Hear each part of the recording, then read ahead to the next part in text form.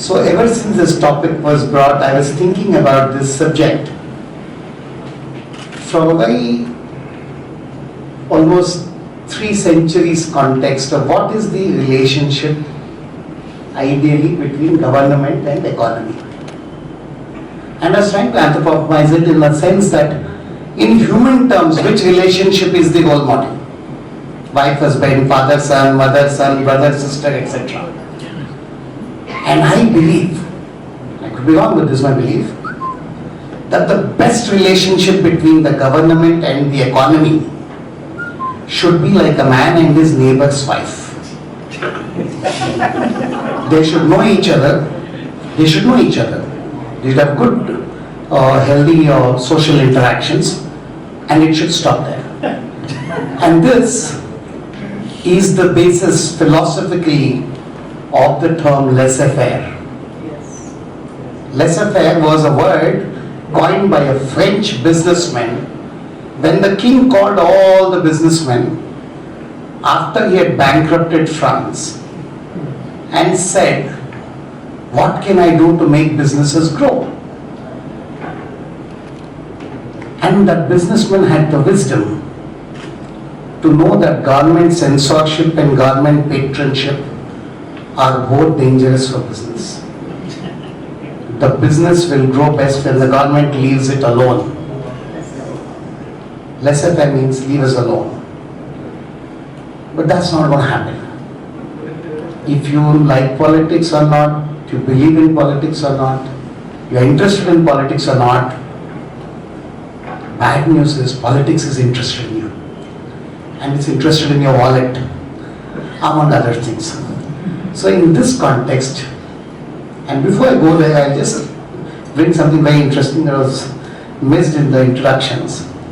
How many people in the audience are born before August 15, 1947? 3 of them. 2 of them on the stage. It doesn't look like it, but 2 of the 4 people on the stage are born before Indian independence. So I would, before we get to more contemporary realities, ask Shyam Mohan Garu and Punna Lakshmi Garu, just take a minute and ask yourself and answer this for us. How do you feel as a pre-independence generation person about how India is shaped over these decades? So can I ask you, Shyam Garu, to begin? How has India fared? Are you, as a person born before independence, happy with where we are in 2024? We have. Yeah. Thank you so much, Mr. Sriram. Mr. Sriram has been a very old, distinguished friend of mine. So, coming to the point, frankly speaking, I was born in 1943, just before independence and all that, maybe. Thereafter, I am influenced by my parents, my brother, the society as such. I have been watching very closely what exactly was the trend at that point of time. From where we started, where we are today. I am extremely happy and proud to say that we are where we are. The kind of growth, the development in technology, in education, industrial sector, everywhere, even adult franchise, panchayat raj, look at in any sector for that matter, the foundations were laid by the founders of this country, who fought for democracy thereafter. Coming back to the point, let me very proudly present to you, sir. We are discussing economy, we are discussing employment, we are discussing other things. Who is responsible for creation of the public sector undertakings? Sir. Sir. I just want to opening remarks as a post-independent, pre-independent generation of India. We'll get to who did it in a minute. I know, I will be arrested like this when I talk, but I am extremely cautious also in my presentation, but I cannot stop the facts. No, we'll give you the time. This question, I am very happy in the development, but still much more. We'll discuss that. Just reflect as a person born before 1947, India 2024. Today I am really blessed. You know the reason why? I am presenting myself before the best of the lot in the society. That's number one. Number two, the question. I never had a choice where to be born, which family to be born, which area to be born. I was born before it. I didn't have a choice. But in one sentence, my being before you, cattle shed born to capital city via Washington DC aerospace. That explains my background. If you see, we believe God omnipresent in India. I don't know where, in India. But when we see God in every human being, the solution comes automatically. Opportunities created by the society.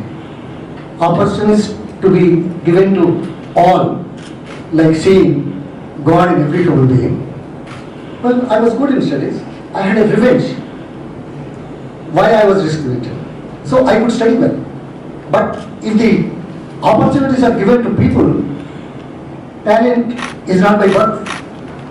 Talent is not by vision. Talent is by pursuing. Talent is by working towards one's goal. So the society has to do that aspect of it as a primary objective. So today, if you give the opportunity, India has come third or fifth in whatever it is. So Indian talent is not less than anyone, anywhere, anybody. We have to take it forward. That way, we can progress much. How much we progressed, how much else we can do that, that's a debatable matter. That depends on the government's programs and policies. But at the same time, whether we are doing it or not, what was India? Why everybody came? Why Parihan, Hyunsang came to India? Why Britishers have come? It's the most natural resource, talent, well behaved, knowledgeable people. We are inheriting that kind of legacy. I don't know whether I use the right word or not, but so let us promote it. Let us accelerate it. We are second to none in this world, as earlier we proved and we can prove in the future. Thank you. Thank you, Kunal.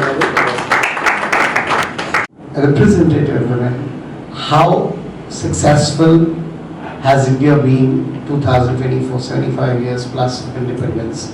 As a lady, what do you feel about India? If you reflect as audience, I am not letting them speak yet in their capacities as Congress, BRS, BJP. So as a lady, how do you feel about India? Do you feel hopeful? Do you feel we've come a good journey? Are we still lacking? A few thoughts on that. Good evening to everyone. Thank you, Sriram Garu, for asking me a woman-related question. I knew I would be singled out anyway. So, I think, we started out well from the, Vedic times, how women have to be respected and how women have to be given precedence over anybody else in the house. From there, we of course went through difficult times, and not because of our own doing, but we have been plundered, not just as the economy, but even culturally we were plundered. So our values have been eaten into, and somewhere along the way we lost a lot of things. But when we started getting into the era of globalization, India also started mimicking other countries, so a bit of aping the West also has come. But the underlying thread is cultural erosion. And it has reached a level where today I wear a sari and go and speak at an international conference. They think I cannot speak English, or they think that I am not educated. Most of the time this is what we see, and that is mostly not with other country people but with our own Indians. So the erosion of cultural fabric and tradition being linked to religion has been a big mess up with us. And nobody bothered to really dig deeper into the traditional practices and understanding the scientific basis of that. Like, why would a woman be... They did not tell us that we can't speak religion, but I suspect it's a more dangerous subject than politics. So I'll say, okay, get your point. Yeah. We had a glorious past, we have had our problems. Yes. We are doing good today and we can get better. We are doing very good today. In fact, if we can ignore that, I think women are doing exceptionally well. We are in the armed forces. All those things which you know, I don't want to say. But one thing certainly I'd like to say at this point in time is women have today in India, we are number one in the STEM studies. Science, technology, engineering, mathematics. We are ahead of USA, ahead of UK and Germany and France. I mean, India is number one. And today the SSC results were out and women always outshine men. So India, I think women are doing very well, but for the cultural erosion and traditional dissociation. We get to the problems, we have a reasonably optimist note. We have moved a long way in these 80 years. You can always look at a progress report like my father used to do. No matter how many good marks you get, you can always also see you did not do this, you did not do that, etc. So leave it to each one of you whether you'll behave like a good parent on the progress report or bad. Now I'll open it up to a little policy driven thing. Or the generic macroeconomic impact. 3 successful policies of your party which have been a contribution. So I'll have the past and then take it to the future as a continuum. The ability for people to purchase, there are 3 different categories. One is the basic minimum requirements. Second is not so basic but required. The third one is the luxurious thing. Out of that, our population in the state of almost 65-66% people depend on agriculture. And today, in the country, service sector contributes 55%, industry and manufacturing around 27-28%, and the agriculture sector, allied sector contributes 17% something. Imagine, the wealth is generated by 55% and 27% something, 82% something. By how many people is 1%. But why 65% of people are able to generate only 17%? If that is the case, what about the income generation of this particular sector? As I said, no choice where to be born. It's the society and the governments to take care of it. So in the process, to make them have a, number 1, respectable living. Number 3, create opportunities for them to do it more efficiently, the agriculture, for contributing to the society, the food that is required.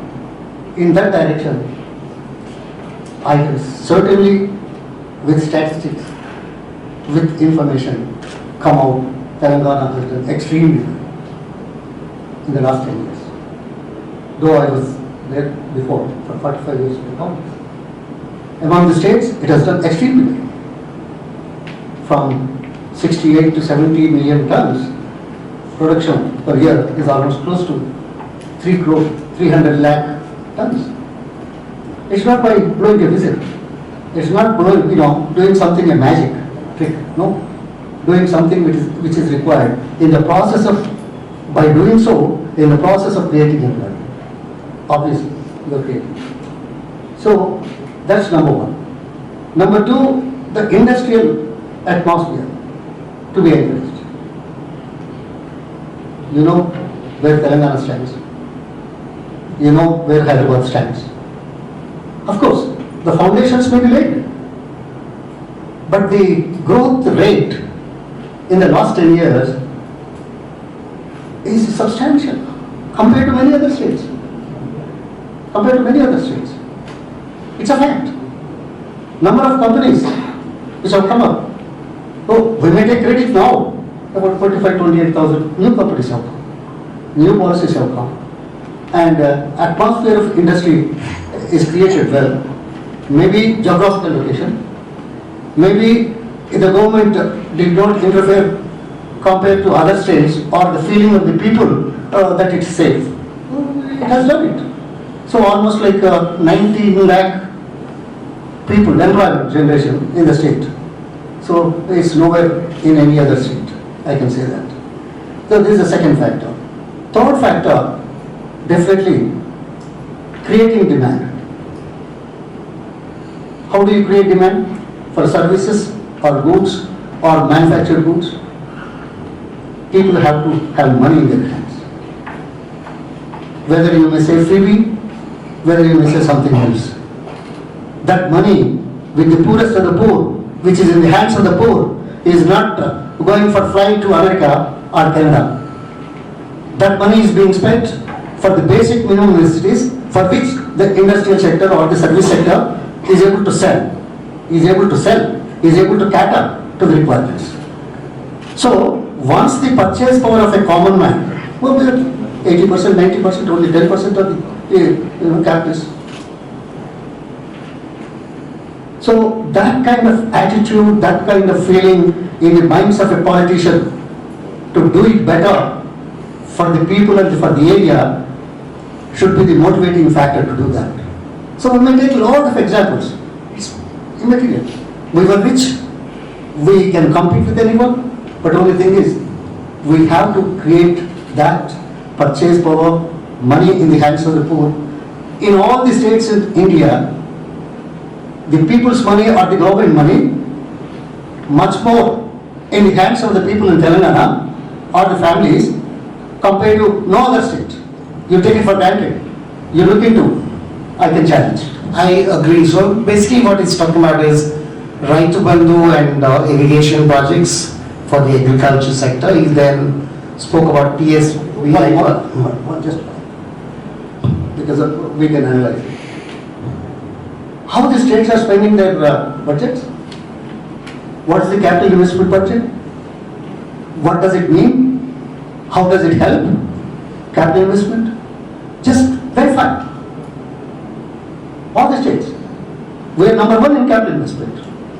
For that, people may criticize as, debt-ridden. Even there, I can challenge.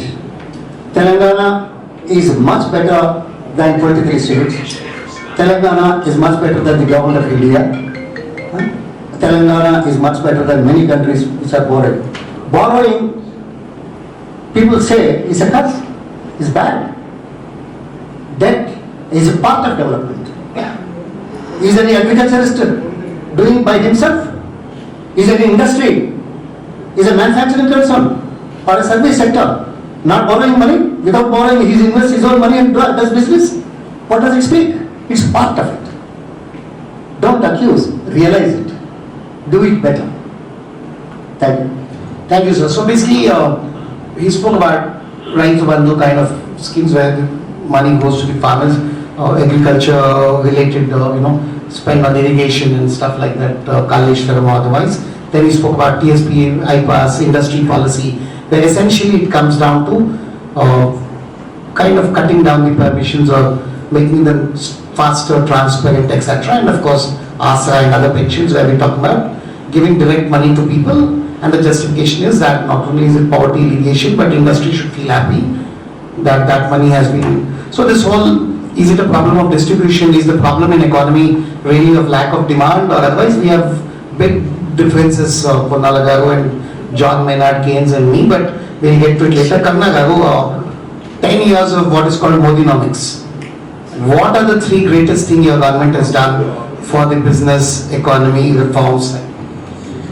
I think the focus on Atmanirbhar Bharat, to become self-reliant is perhaps the biggest thing that we have done. Back in those days, we were brainwashed into believing that India cannot manufacture. India is only meant for services and it's the back office of services.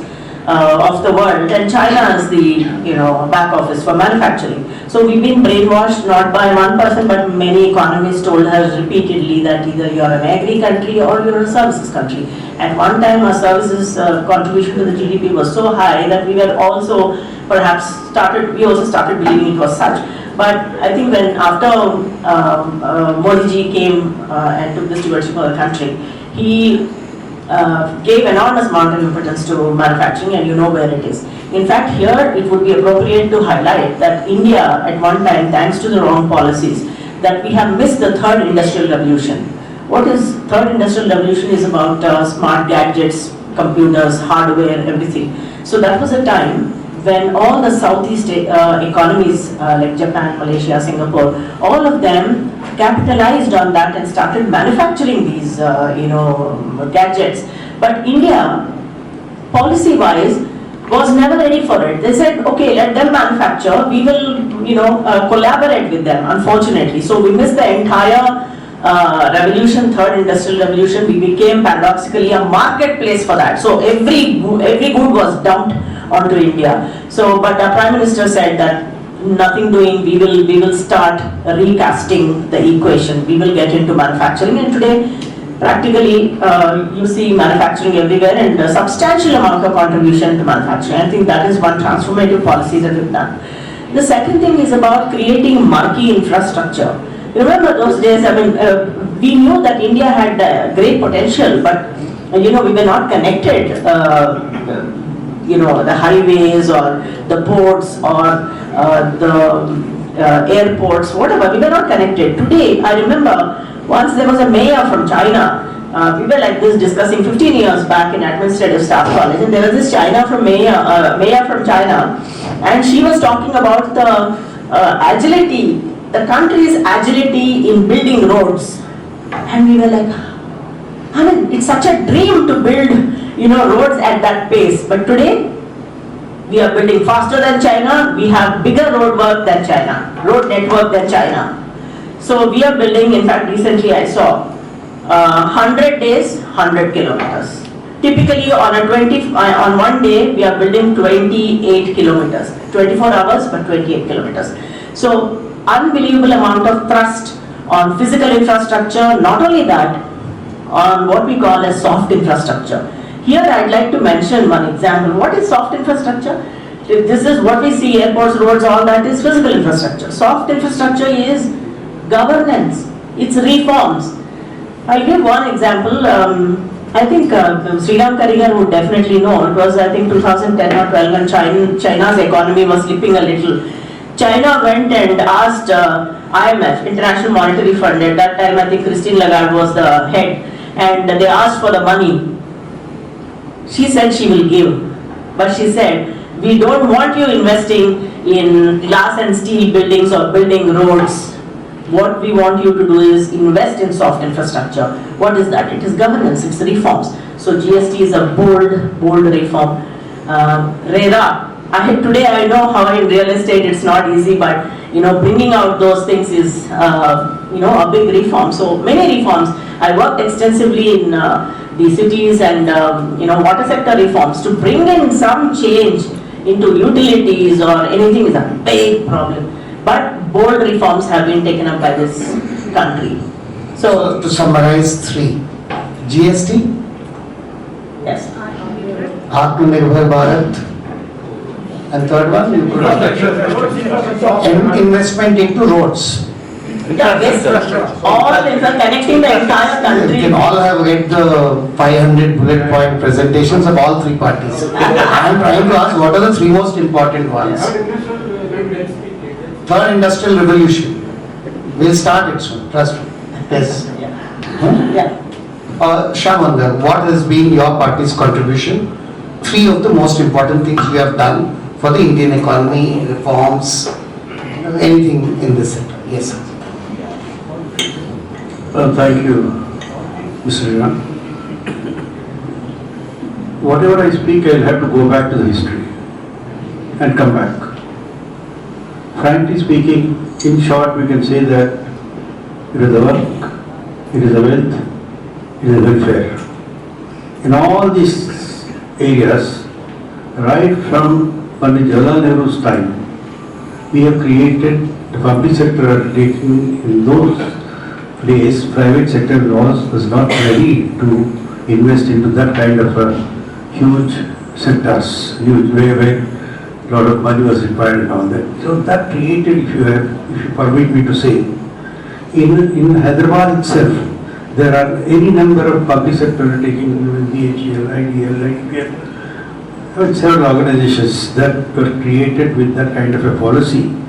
And kindly go back to that 5-6 decades back, how many people were employed, how many of their children are employed as they study, and how many of their children are abroad, how much of revenue generation or income generation has been, has been created, and how the state has been benefited.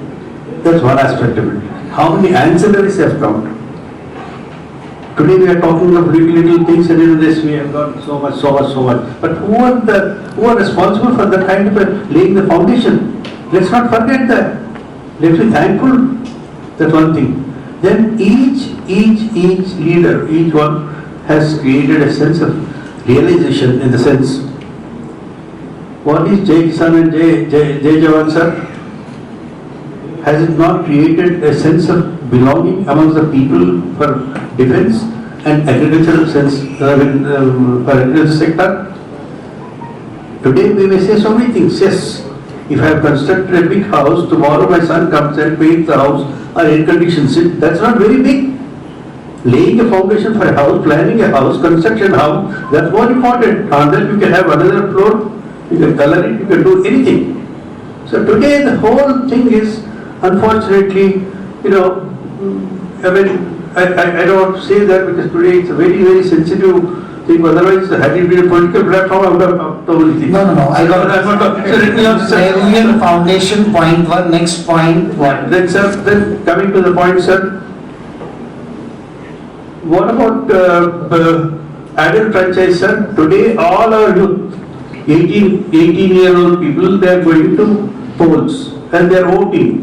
It means it was visualized that India is going to be, in terms of population, is going to be very big and rich. So they wanted to create that kind of an awareness, responsibility amongst the youth, the power of voting, the democracy, the spirit of democracy. Power of voting is nothing but the spirit of democracy. Today we are talking, India is mother of democracy. Sorry to tell you, our Honorable Prime Minister, Shamgar. Economic, all right. See, I'll tell you what. Has it not created abundant wealth on account of the industrialization, creation of ancillaries, jobs, creation of institutions? How many Narasimha's reforms, for example? Even Narasimha's reforms.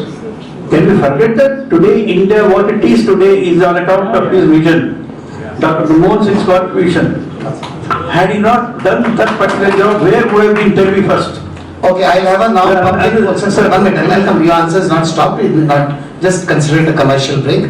I would ask all of you to raise your hands on all these points I'll bring to you.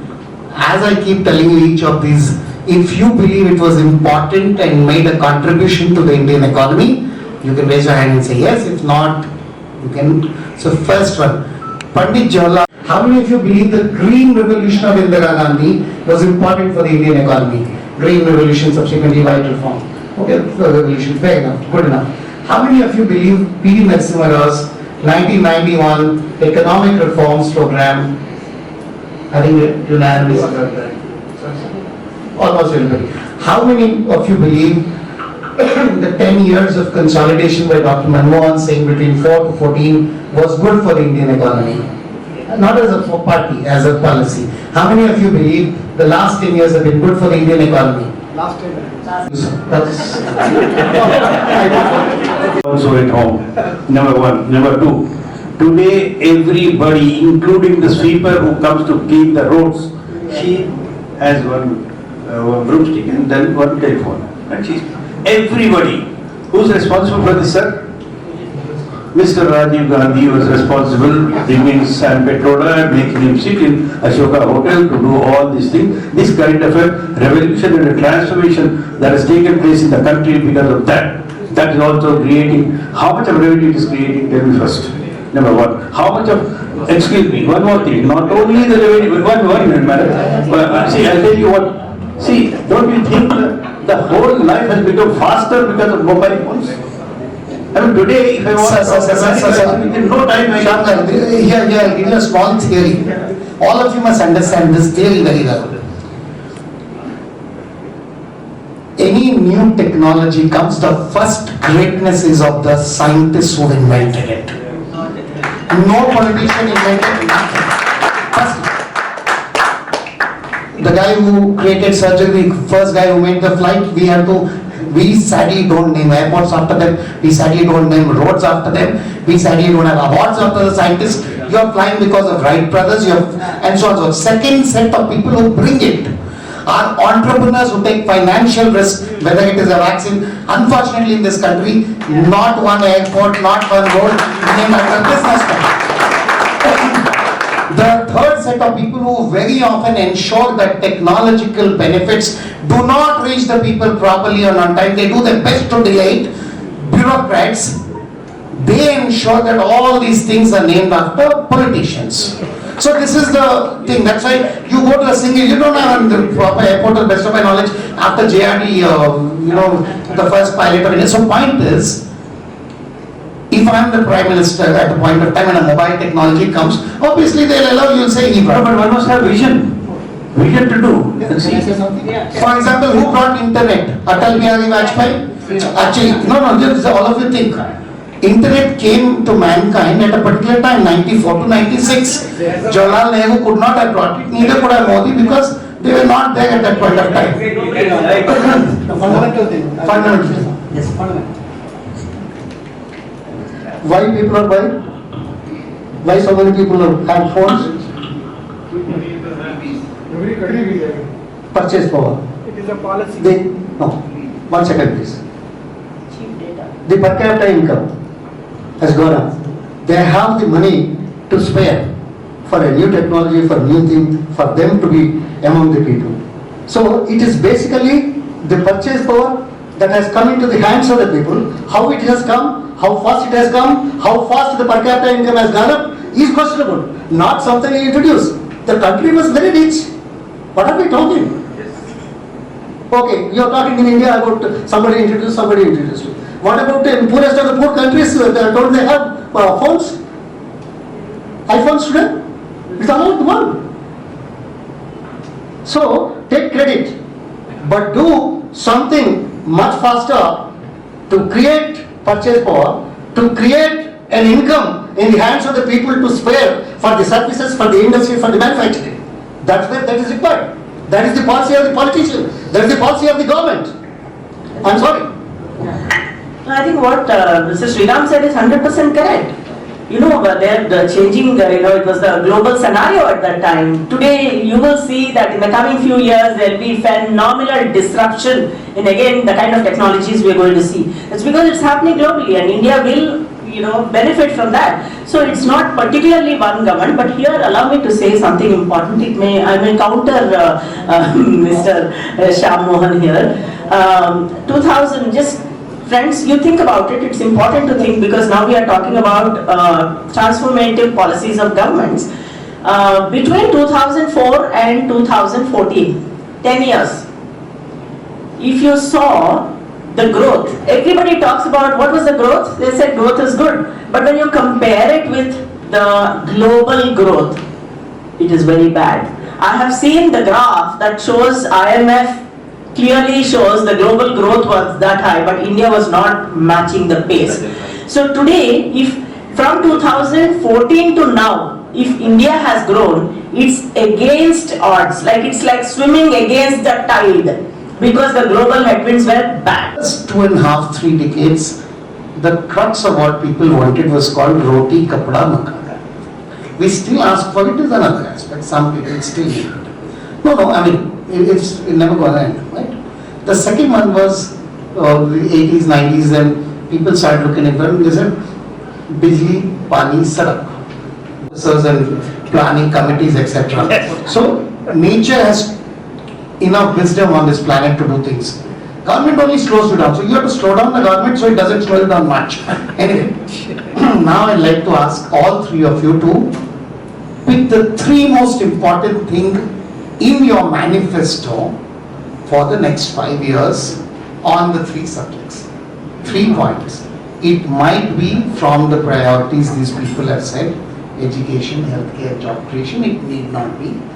What are the 3 important promises you're giving to the people so that they can cast their vote based on economic rationale? Beginning with you this time, Shambaru, we'll go this way. We'll give it to you last, but you'll get the longest time. Why 3? Because, okay. We are giving 5. Okay, fine. We'll come to questions for audience. I'll come to you later, please. As I said, why 3, why not 5? 5 न्याय तो हम दे रहे हैं, तो 5 न्याय दे रहे हैं, उसके साथ 25 प्रोमिसेस भी दे रहे हैं. इसमें जो है तेलुगु में बोल सकता हूँ भाई, सब चलेगा. तेलुगु సమ న్యాయం 1, రైతు న్యాయం 2, కార్మిక న్యాయం 3, యువ న్యాయం 4, మహిళా న్యాయం 5. This completes the entire sector, every section of the society, and we have got detailed point by point, about 25 to 27 points we have covered in detail. That includes industrialization, education policy, entertainment policy, and infrastructure development, and also benefits to the employment to the youth, entrepreneurship, and but there are several things. We have debated. I have been a member of the National Manifesto to discuss about the state requirements, Telangana state requirements, and also to integrate with the national policy, National Manifesto. We have discussed thoroughly for about 10 to 15 days, time and again, and covered every aspect of it in this. Shyam sir. And Like I said, this is 2020 generation. yes, Nobody will read a manifesto. I don't think out of 140 crore people, even 3 people have read any party's manifesto and voted. So I am asking you, 3 most important points, you tell them. most important is education. Is the most, education is the first priority for us, because unless we spread the quality education, not just It's a education. specific plan. Yeah. What is the specific, I mean that's vague. Yeah, no. We They are like Vishwaguru kind of a statement. I mean, tell me something very specific like, we will invest and build 500 primaries. I mean, something specific. What do you mean by that? frankly speaking, right from the beginning, the party has been focusing on spreading quality education first. Okay. Then it has come to quality education. Today what we require is, in order to make our citizens a global citizens, we need to have quality education. We need to have, so then we have to focus on languages, subject specific, and also we are focusing on different streams of ICSC, CBSC, IB, lots of things. And because today most of our people are there abroad. When they come back to India, they are looking for this. Do you have IB? Do you have this? Do you have ICSC? All sorts of streams they are asking. So focus is the education. Number 1. Then thereafter, lot of engineering colleges are there, but unfortunately there is no quality today. Lot of management institutes have come, but there is no quality there. Similarly, medical colleges are also mushrooming right today. How many doctors are competent enough to handle a patient today? Like this is where we are going to focus on this. And then primary health centers, primary education systems. And like this, as a village wise, we are going to focus on these things, please. And then another thing, job creation. We have very clearly mentioned about how we are going to create jobs. In the district industrial corridors we are going to create. But as I think someone, you mentioned in your or something, he said, our president has mentioned, I think, you mentioned, sir, about jobs. We don't want people from rural areas or towns to come to Hyderabad and city and for jobs and things, and those who work there, they should be there. Yeah, exactly. That's what exactly Mahatma Gandhi's Gram Swaraj is the spirit of that. And that's what exactly we have very clearly mentioned in our manifesto that, district industrial corridors we are going to create. And there, people are going to set up their own ancillaries, their own industries, their own SMEs, and people are going to be, and the skill development we are going to focus on. We have discussed threadbare all aspects of it. Nothing is left over. So industrial corridors of the district focus on increasing the quality of education and healthcare are among the... Yes. Obviously, the TPA on entrepreneurship. Less ED raids and all you didn't mention. Okay, Karna Gopal. Okay. Lesser. We have not mentioned. We have, as you know, It's we called nice, I believe. Ice or nice? Nice. Nice. So less nice they will be in the practice. So we have promised many things, and mostly we have done very good work in the last 10 years, and we want to accelerate and take it to the next level. Now, one very important thing that I wish to share with you that we have promised to you is a Surakshit Bharat. Is a country that is well protected.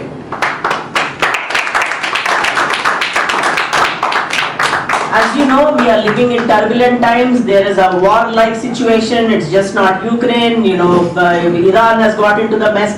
Things are going not in the right way. And just to also caution you, or maybe keep it in your mind, there is a cycle apparently that when there is a pandemic, it is followed by depression, economic depression, and that is followed by a war. For instance, in 1918 there was Spanish flu, followed by economic depression and Second World War. Now we have COVID 2020, then we have depression, and the war kind of situation has started. So India is now staying very clearly rooted. We have fortified our defense forces. We are taking our diplomacy very carefully. We are looking at the Quad, and there are many things that we are doing. So far, I have heard that the defense force is so extremely happy with our policies because we have fortified the borders and we are very vigilant. They say we can go on. So that is the first thing that we are going to do.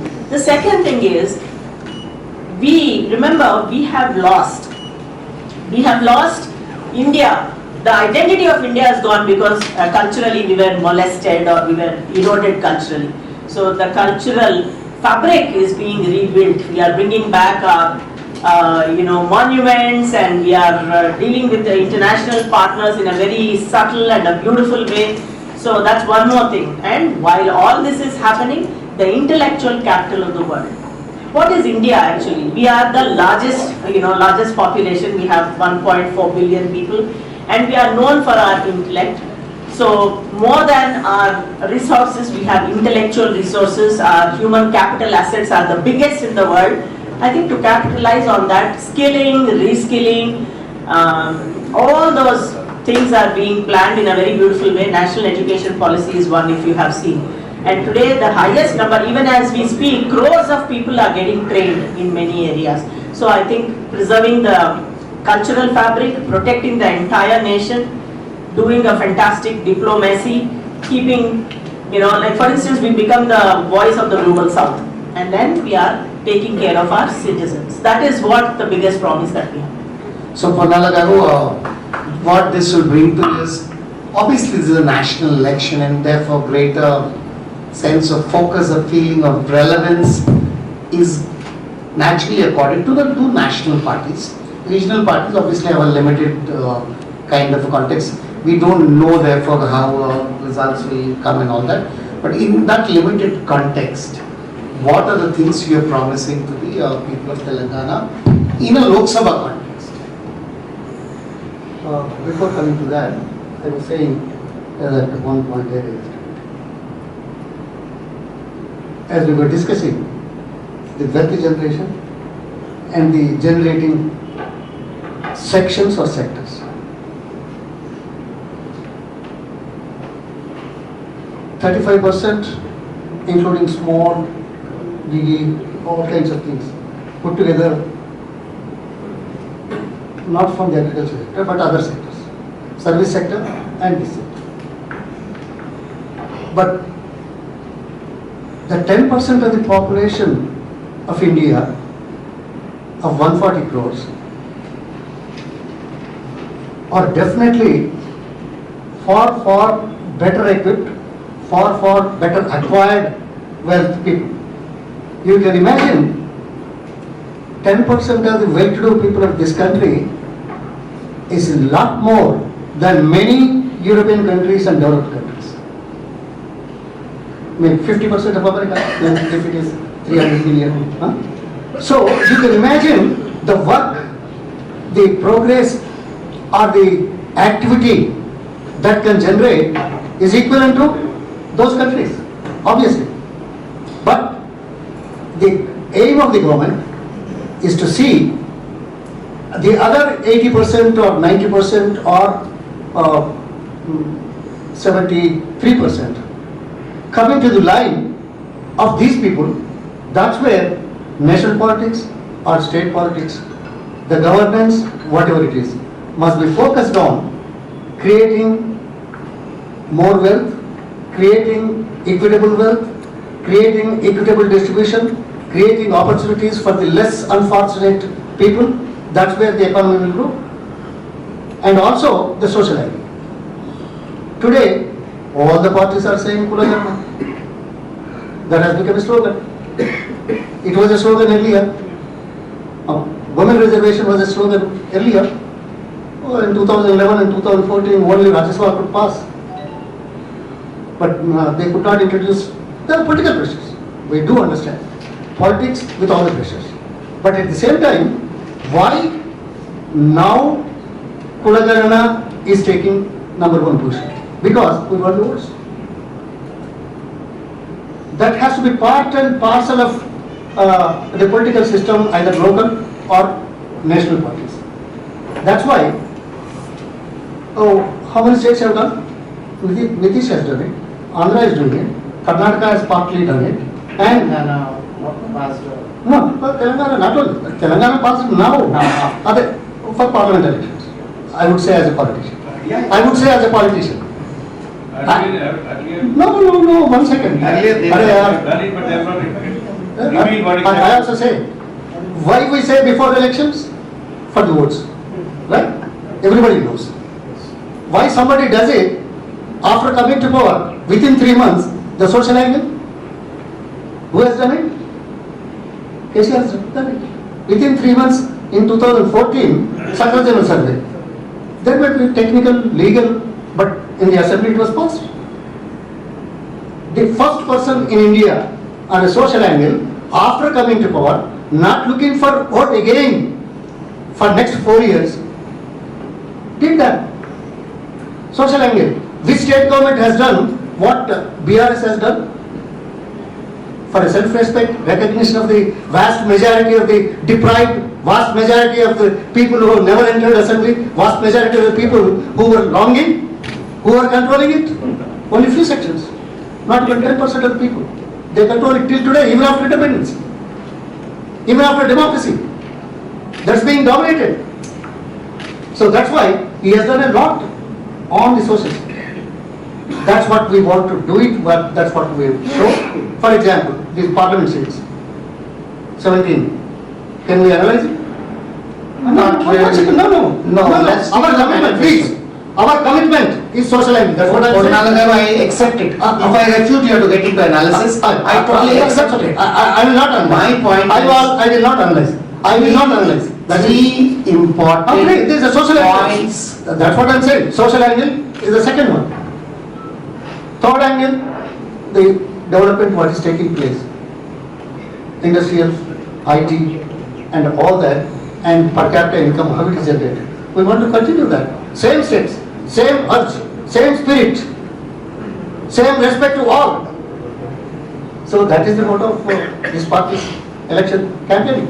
That's why we are going to people and facing the people. We are not talking anything else. What we did, what we want to do. You can compare the election campaigns. give the title work.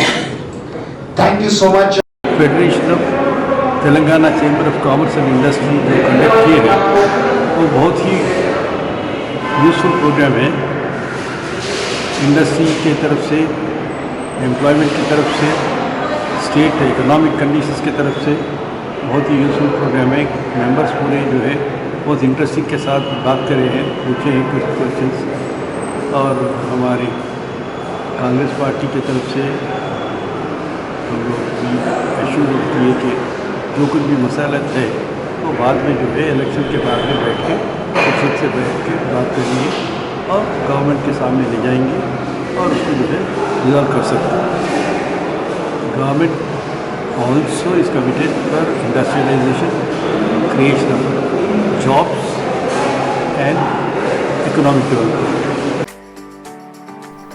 Medina school, best academic faculty, बेहतरीन discipline, जहां तालीम भी और तरबियत भी। 43 साल से लगातार 100% फर्स्ट क्लास और डिस्टिंक्शन रिजल्ट्स का बेमिसाल रिकॉर्ड। खेल कूद में भी गैर मामूली कारनामा। वक्त की रफ्तार और तकाज़ों से हमाहंग साइंस, कंप्यूटर और रोबोटिक्स लैब्स, और वो भी अफोर्डेबल फीस स्ट्रक्चर में। एडमिशन्स के लिए कांटेक्ट कीजिए 910004 41445 या 63041 48143 पर। Himayat Nagar for boys and girls, Nampally for girls and boys up to 5th standard. Madina school, Himayat Nagar और नामपल्ली, हैदराबाद।